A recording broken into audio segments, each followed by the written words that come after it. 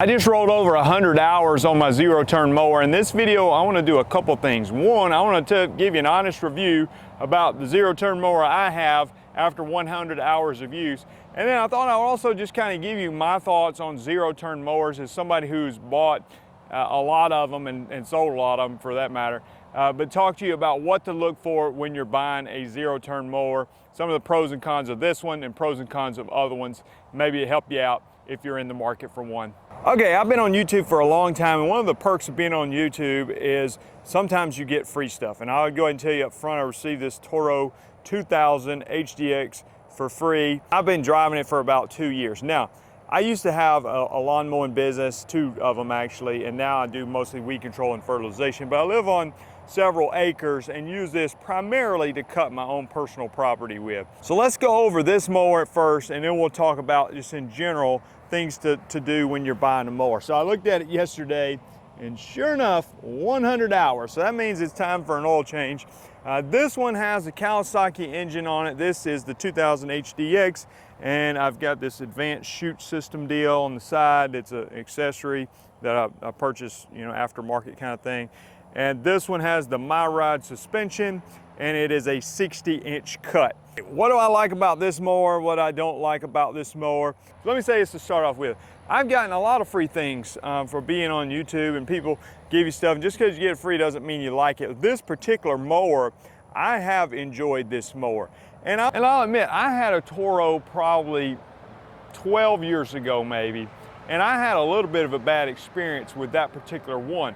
This one I have had a great experience with, and the other one, it wasn't a terrible experience. It just kind of like had a hose leak and just kind of little things that kept going wrong with it. But what do I like about this one? Well, I think it has good power for its size. Again, this is a Kawasaki FX 730V engine, and I'm not exactly sure the horsepower on this one. I guess we'd have to look that up. But it's one thing that's real aggravating to me when you get an underpowered zero turn. So if you got like a 52-inch deck with a 19 horsepower, sometimes it's underpowered. You know, it just doesn't handle this thick Bermuda grass. A 60-inch mower needs an engine that's going to be able to handle it. And so this one I feel like is powered adequately. And I'm not saying it's the most powerful out there. I've definitely driven more powerful mowers. But overall, I'm happy with the power of this particular engine on this particular mower. I think this mower has a really cool look to it, the design. One of the things I'm not crazy about actually is the rear tires. Now, I think they look really cool, but these have a particularly aggressive tread on it. And yes, we can all practice being better at making zero turns and being real soft on our turn, not leaving tire marks.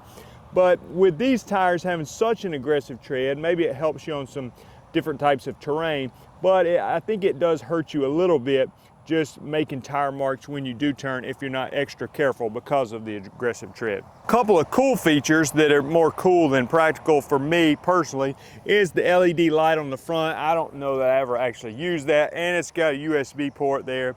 I'm not really looking to charge my phone, but they are cool. But they are cool features. Now the seat, the Mower suspension system seat, I've heard mixed reviews on it. Personally, I have really enjoyed that. I think a comfortable seat is well worth it. And one of the reasons I know it's comfortable is because recently my dad had a surgery and I was helping him mow some yards, and he has a different brand mower that doesn't have a lot of suspension in it, just to be honest with you. And I can just tell a significant difference when I go sit on my mower and the comfort of the ride. So I'm personally a big fan of the Mower suspension seat and the comfort of this overall ride.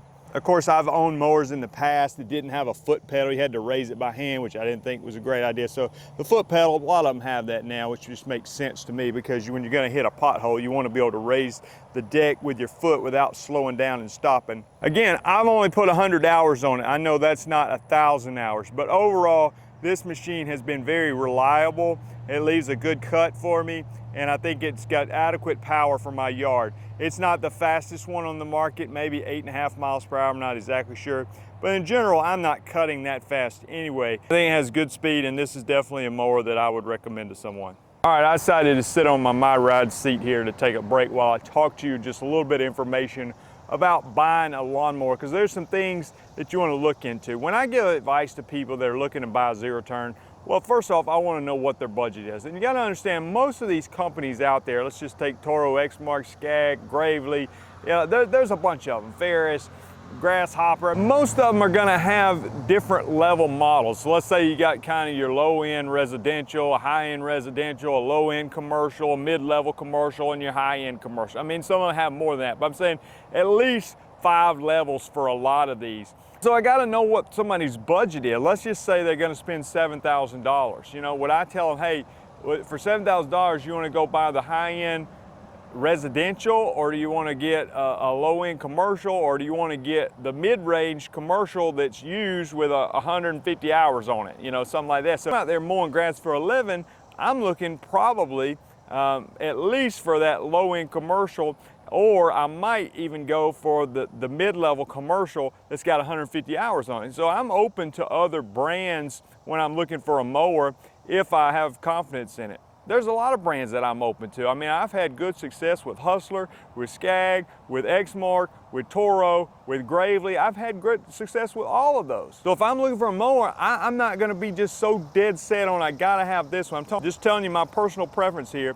I'm looking for a gently used, best quality mower I can get for that budget range. What about dealer support? A lot of people talk about that, dealer support. And I used to almost give no consideration of that, just to be honest with you. I was like, dealer support? I mean, what do I need a dealer support for? Is the thing gonna be breaking all the time? But I've come to appreciate my dealer more so over the years. It is convenient if you need a part. It's sometimes not always as easy as you might think just to order online. So to be able to go to your dealer, I do most of the servicing it myself, but to be able to get a part and have somebody local that can take care of you is convenient. Yes, sometimes they're expensive, but to be able to go get that part when you need it, it is great. And especially if you have a dealer that actually cares about you, then that's even an added bonus. As far as deck size, I've always personally liked either a 48-inch or a 52-inch when I was out mowing yards, because you know, it's not too big that you can't handle almost any residential.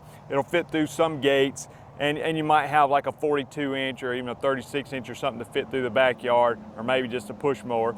And you can use a 60-inch if you got a lot of flat yards, but with our area, it's got a lot of hills. I find that 48-inch and 52-inch be very versatile in size. Again, I don't want one underpowered. That's why sometimes I might go for the mid-grade commercial mower that's slightly used versus the brand new one that's a little bit lower one, because I'm thinking that mid-grade one is going to have more powerful hydraulics, it's going to have a bigger engine most likely, and ultimately going to be more productive and be able to hold up to some of the wear and tear. Now, I've had some of the low-end commercial ones and have no problem with getting out there mowing grass. At the end of the day, you're out there to make money, and so I'm not looking down on those at all, but usually I'm trying to get a quality mower. Now, me personally, not being very mechanically inclined, I'm not looking to buy something used that has over 500 hours. But ultimately, I need the thing to be reliable and to make me money if I'm in business, or if I'm just mowing my own home lawn, I don't want problems with it and have to be working on it all the time. I want something that's gonna last a while with not many problems. And I personally recommend to people, it's like, listen, if you're gonna be in business for yourself or even mowing your own lawn, like, don't go out there and just get all the extra equipment that you don't really need. I tell people, I use this illustration all the time, like, I don't want to go buy a $15,000 bagging mower because I got 3 people that want their yard bagged. You know, I would be way better off telling those people, I'm sorry, we don't offer bagging. You might need to try so-and-so if you want your yard bagged. Just stick with the piece of equipment that's going to make you a lot of money. You know what I'm saying? And so I think about it like, if you got 2 yards that you need a push mower in the back, don't go buy a $2,000 push mower for that. Just say, we don't offer push mowing. All we do is this. I mean, just use some common sense. Like, I don't want any piece of equipment that's not making me a lot of money, that sits around that I might occasionally use once in a while.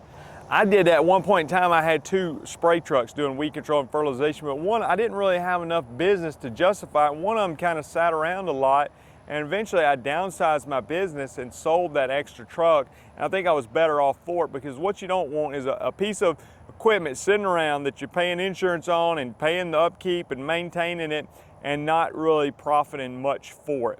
I would start out with one versatile mower that was able to cut the grass, 48, 52 inch, low hours, good quality mower. And if you need to upgrade, just make sure that you get a combination that's gonna work, you know, and that's gonna depend a lot on the size yard. So maybe you do have a few big ones and I wanna get a 60 inch to go with my 48. Now it makes a lot of sense because now you got a combination that can work for you. Or maybe for me, I did have a good bit of bagging yards at one point in time, so I had a Walker bagging mower, but that also served as my backyard mower. With that 42 inch deck, I could fit through a lot of backyards. If they didn't fit through there, I didn't want to do it because I didn't want to be pushing those yards. And you can let a mower side discharge or get a mulching kit. I personally love the chute blocks because it gives you some versatility. It doesn't mulch great, but it at least allows you to flip it down to protect yourself from throwing grass up in flower beds or toward a vehicle or a window or things like that. And also when you get into open spaces, you have the ability to open up and just let the grass fly, which is what I do in my yard. Personally, I wish all zero-turn mowers came with solid front tires that don't get flats in them, but a lot of them don't, but I do love that feature. Ultimately, if you know you're gonna be spending 1,000 hours sitting on a lawnmower, I would get one that you know you like, even if it costs a little bit more. Get one with a comfortable seat, get one that's got enough power. And a lot of times, you know, they have 0% financing. If you're starting up a business, these mowers hold their value well. So it's a little bit of a risk, and I'm not saying you have to go finance it, but if it's 0% financing and you're trying to grow a business, that is something that could help you with your cash flow to be able to get the piece of equipment you need, and then start focusing on making money and not just going out there buying more equipment, doing a bunch of foolish things. We want to get out there and focus on your route density, making money, and maximizing that equipment to be profitable. I appreciate you watching my video here, talking about my Toro and talking about some other practical mowing advice. If you want to get in a lawn care business, particularly weed control and fertilization like I do now, you can go to lawncarelife.com. That's also where you'll find information about the 2024 Lawn Care Life Conference coming up in February near Birmingham, Alabama. Here's a little promo trailer for that. We'll see you guys in the next video. Hey everybody, it's Jason Creel, and let me be the first to invite you to the 2024 Lawn Care Life Conference, February 23rd and 24th in Springville, Alabama, just outside of Birmingham. I've got my friend Paul Jamison, Alan Hain, Caleb and Brittany Allman, Jeremy Vest, Naylor Taliaferro, Jeremiah Jennings, and others coming, and hopefully you coming to this year's event. We've got seats for 300 people, and this year's going to be bigger and better than ever. This is our 4th conference to do, and the early bird ticket prices is $197. That includes all your meals. We got a Friday night session, we got dinner, we got an after party, and we got breakfast and lunch on Saturday with a day full of sessions.